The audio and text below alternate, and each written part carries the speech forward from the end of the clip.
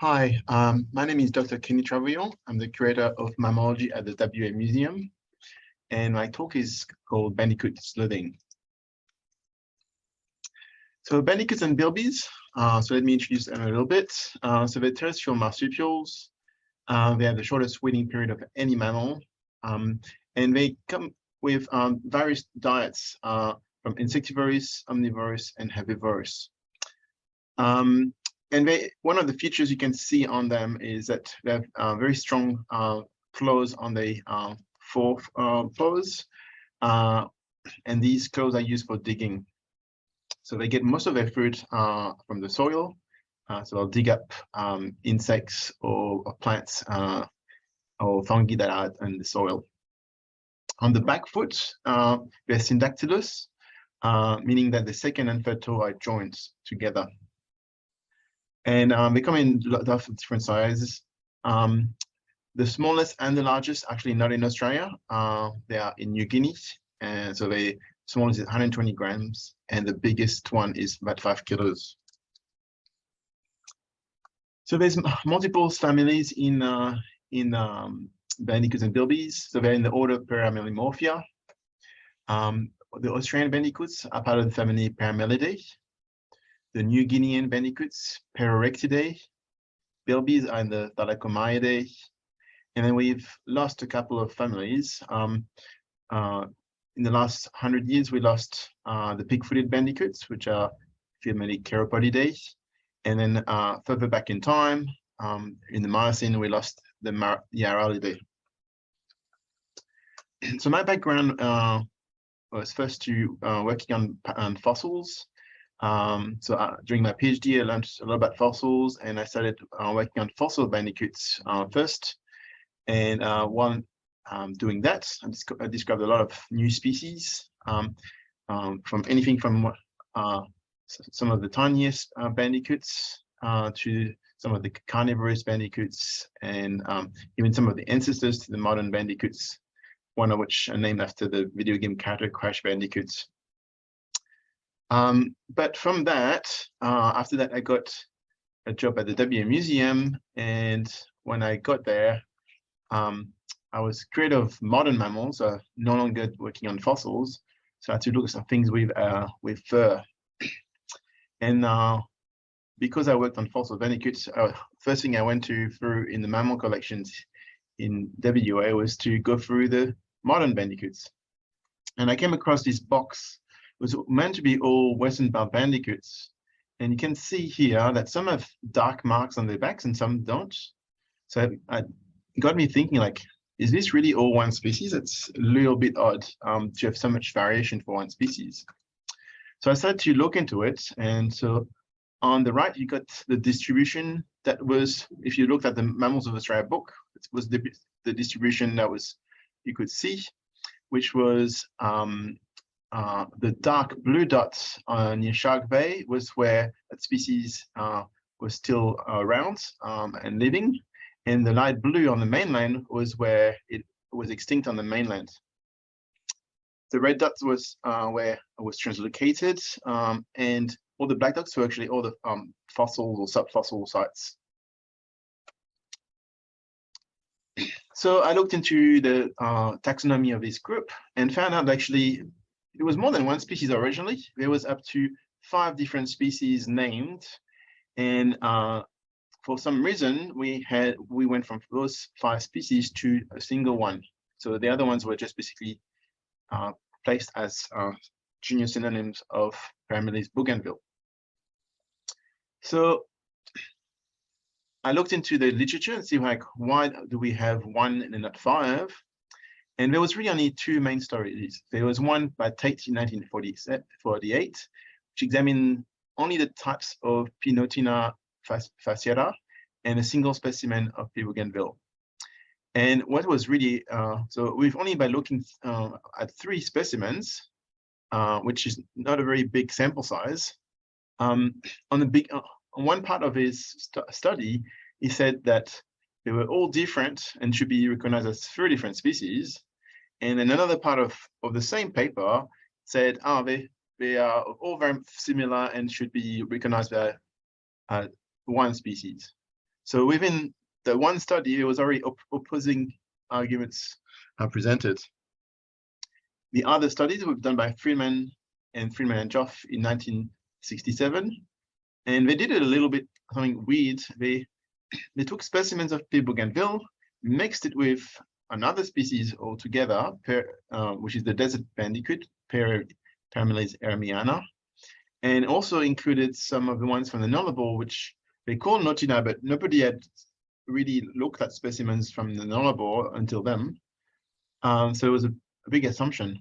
And that study resulted in a current understanding, which is that it was one species with two subspecies. So I thought, all right, because it's a really unclear and very not done really the way it should be done, which is to assess each one of the types separately and work out whether they are different or not. So that's what I did. I went to various museums, looked at all the type specimens. So these are all the pictures of the types. I took measurements and separated also not only the 5 types that I mentioned earlier, but also the desert bandicoot and also those nullarbor ones separately. And assess them as separate entities to see whether they were different or the same as one another. So based on skull morphology alone, I had very nice separation of all of them, which is what you would expect for different species, not different subspecies or same one species. So you can see here, so that's the modern one, the ones that are still alive. Everything else is pretty much extinct. And they also, that's a desert bandicoot here. And all of these guys were thought to be the same species as these here, but clearly are very different in terms of shape and size. What's interesting as well is Parameles bougainville, as male and females pretty much the same size. There's no sexual dimorphism. For an animal that size, that's pretty normal, but things bigger usually have sexual dimorphisms. But what we can see in at least these two is that the males are actually smaller than the females. So that's a male of the Southwest bandicoot that was lost, and that's the female. And that's very unusual for a mammal. Usually it's the males that are bigger, not the females. So by looking at all of them, so if they're all separate, that's what the distribution of each of the species would look like. And you can see it's very different to the original map I showed you. So the desert bandicoot and the various other species.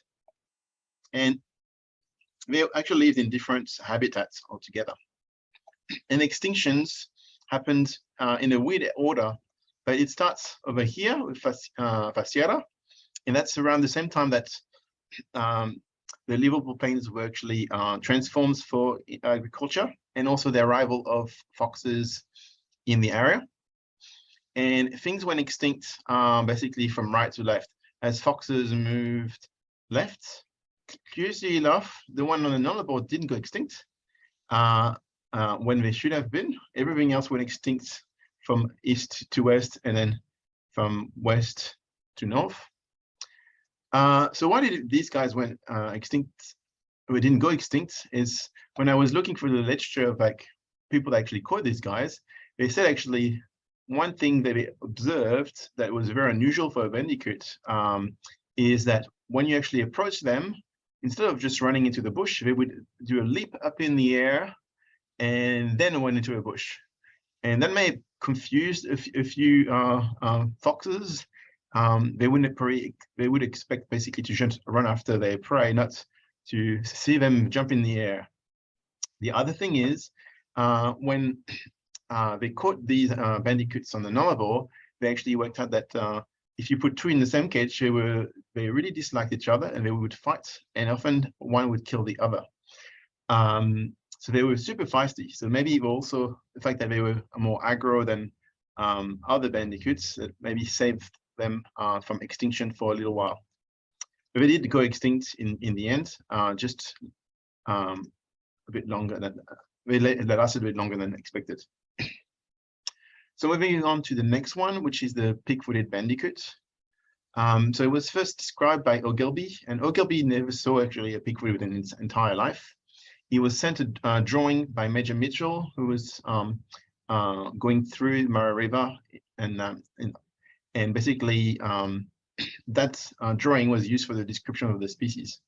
And you can see in that drawing, there's no tail on that animal. So that's why Ogilvy named it Carapace, meaning pig-footed, because it's got two toes like a pig, and Equidatus meaning no tail, because there was no tail in the picture. Unfortunately for Ogilvy, it's actually every specimens actually afterwards that came had a tail. There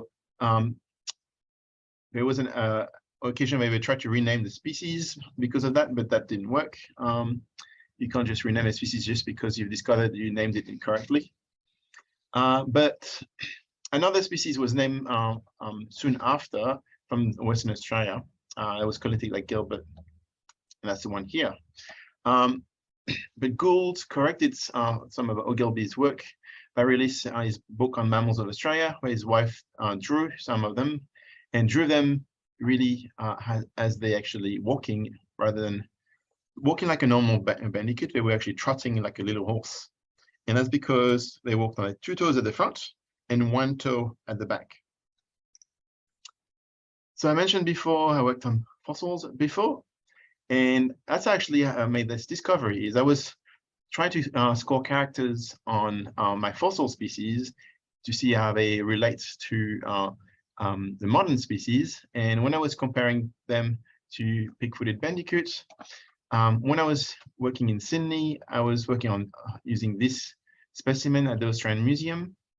And afterwards, I moved to Brisbane and no longer had access to this specimen.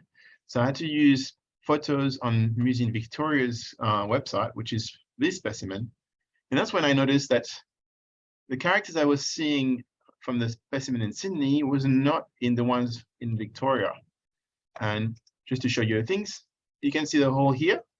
You can't see it there. So that's one of the features that are different. The shape of the tooth, you can see very triangular tooth here, while it's very square in this one. And then you can see here, this is an opening for the carotid foramen, basically a blood vessel that goes through into the to the brain. You can't see it here because actually it enters sideways. So I noticed all these differences and got me thinking, well, could there be more than one species? So I contacted the museum in London, who had the original specimens collected in Australia, and they told me straight away, like, oh, we're working on that species as well, and we just got some DNA, and we've got a tree. Would you like to see it? So sure. So they sent me the tree, and this is the tree on the left, and I've got the two specimens that they had managed to get DNA out of, and that was great. But the two specimens came from the same place, so it wasn't the two different types that I was seeing in museum collections. So it was like, that was a great first step, but the next step was to actually compare also to the DNA of the second form. And luckily enough, someone in Australia already had done that, and we just put the two trees together, and you can see here that they're actually coming quite far from one another. So it looked like we had two different species. So where did these two species come from? So that was the distribution of the pig-footed bandicoots as one species, and all those dots were the subfossils. When we put the data for the identification of each of the species, we found that we got one species in the southern end and one in the northern end. So that's a new one, which is actually from Central Australia. The original one was found in New South Wales. So we had the one in New South Wales actually came all the way to WA, and the one in Central Australia is this one, and it came in two different color forms. What's interesting about one particular specimen, the one that's, if you go to Paris, you go to the museum there, you'll see this one. It's the only one they have on display, and it's kind of sitting down like it was a kangaroo, which is really odd because, like, we know that they don't walk like that. But when I looked at where the specimen came from? Well, we know from they actually got it from Gould in 1853. So that's the skull and that's the skin of it.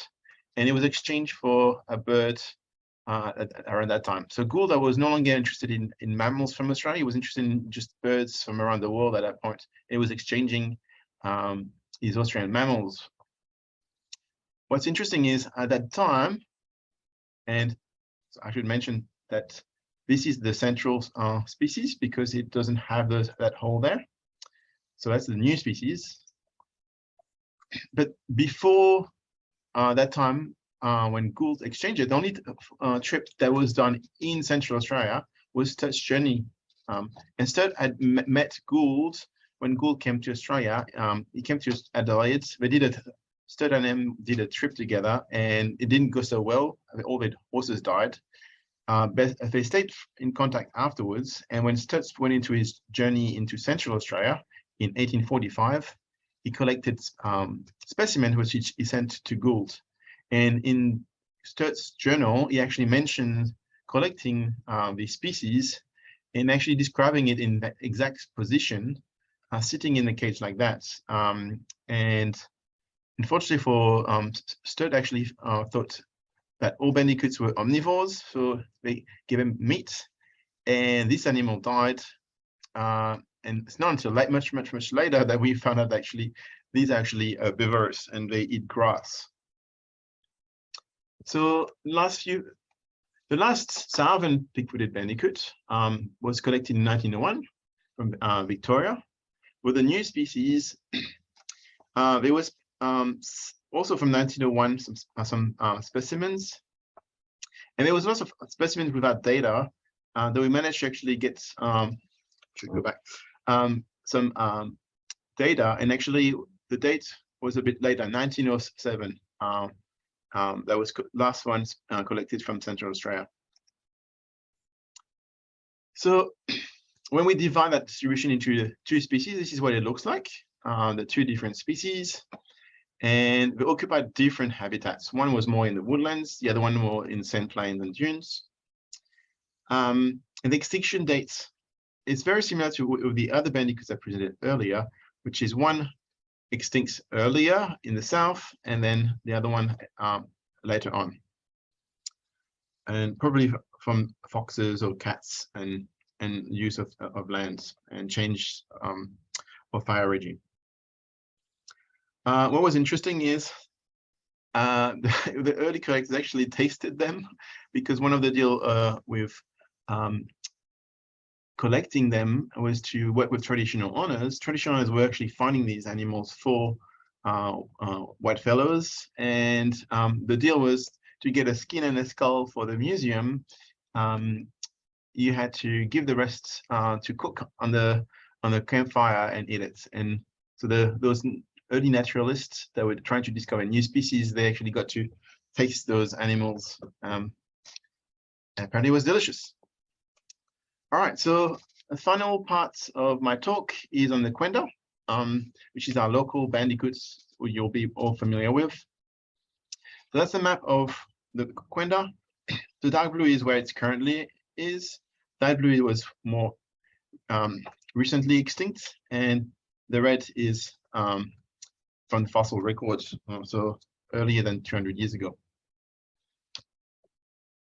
What's interesting is in 2020, a phylogenetic analysis of the DNA of these bandicoots and their relatives, so anything from the southern brown bandicoot to also the Cape York bandicoots, and in between basically got sampled. So all the data points are here. We got sampled, and then there's the final tree here. So originally our Quenda was actually part of the southern brown bandicoots, but a few years back we knew that from the genetics that didn't make much sense, because the East Coast ones form a little group here, and then in between there's these guys over here, and then the rest is the golden bandicoots over here, and then our Quendas over here. So the Quendas are here, you've got goldens here, and here, and here. So that tree already doesn't make much sense in terms of like how many species do we have? Do we have 1, 2, 3? So it's worth investigate more. But you can see here is you got some quendas here and here, and you got some quendas over here and there as well. So it seems to be multiple groups of quendas. So what does it mean here? And they're here, the other two, these ones. If you look at the specimens in the collection here at the museum, you can see actually two different forms. So in the forests in WA and around Perth, we get the large form. That's the ones you'll be familiar with. You get big males with a big canine, and females are just a little bit smaller, but still quite big. But if you go down south and further east, so east of Albany, you get these small forms. And they used to be actually all throughout the wheat belt as well, but it seems to be gone. And you can see the difference here in the size of the canine. So of the males, very, very different. And the female is really small, a lot smaller overall. So I got to do some field work last year where we went to find that small form. And that's one of the volunteers that helped us. And that's one of the ones we released. It's a little small male that wouldn't come out of the bag.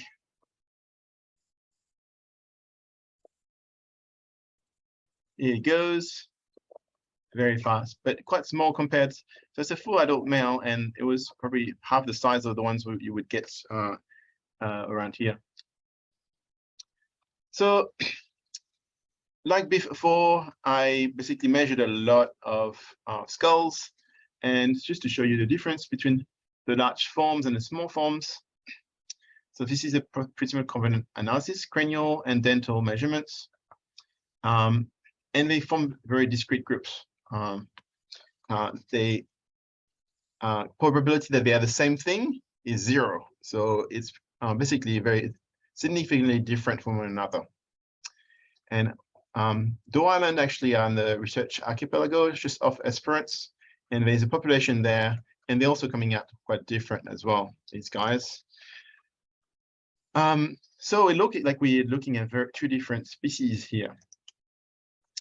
The other thing is, externally, they are very similar. Like you would not pick that they're different species, but unless you just measure them, because that's only a difference really in the size when you look at the external features. If you look at skulls, you can tell them apart easily, but externally, there's nothing really. But if you measure the foot, these are the feet sizes for a male of the large form and the female.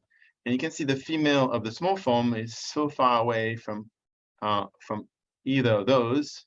The male overlaps a bit with the females, but they don't overlap with the other male at all. So there's a completely different gap here between those. And one of my colleagues has been actually measuring them at various national parks in Albany. And you can see here, they're all very small near Albany. That's Two People's Bay, just east of Albany. Just east of that is this one, and so on. All very small. And then Porongarup, which is north of Albany, which is more forested, has the big form. So you can actually just find them, just by measuring the feet, you can actually identify which species you're looking at. So it looks like we have 2 species in WA. Second one is still unnamed, and I'm working on naming it at the moment.